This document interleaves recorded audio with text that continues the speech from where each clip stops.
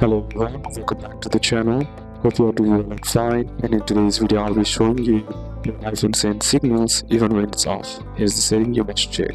So without wasting any time, let's just jump right on the video, and make sure to watch this video till the end and follow the steps as well. You might have your iPhone turned off, Bluetooth turned off, and no internet at all, and still the device can send a signal and its location can be detected.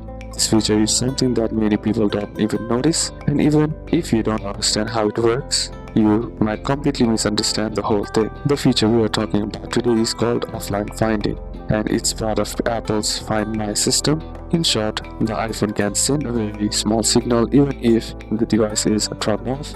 There's no internet, the battery is extremely low, so if it gets lost or stolen, you can still find it. And here comes the surprise that most people don't know, its location. So what you need to do is head over to the settings.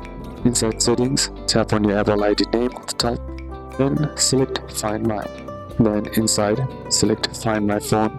And now once you're inside here, Find My Network or Find Your Wall after power off depending on your device. This feature works even if you manually turn off the Bluetooth from the top. Why? Because Apple uses something called Bluetooth Low Energy, and it works inside the system itself, not like regular Bluetooth. So we don't need to keep Bluetooth turned on, and it won't connect to headphones or nearby devices. The whole thing is just a very small signal the device sends to any nearby iPhone, and through Apple's huge network you can see your device's location, and that's what many people get shocked by. So you need to understand how this feature actually works. Is this feature useful or not? Yes, it's very useful if your device gets lost, because you can locate it even if it's turned off. Does it affect your privacy? No, because the signal that's sent does not say who owns the device or any personal data. It's just an anonymous signal